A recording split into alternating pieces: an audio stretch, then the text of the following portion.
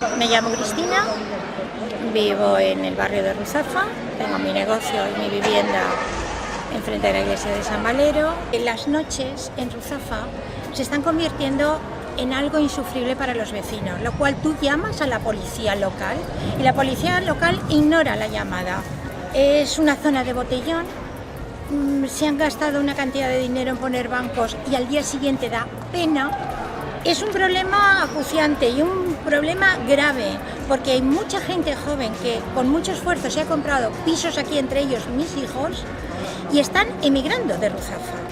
Y luego que habría que tener también un poco de control por la cantidad de terrazas y el escándalo hasta las 2 de la mañana.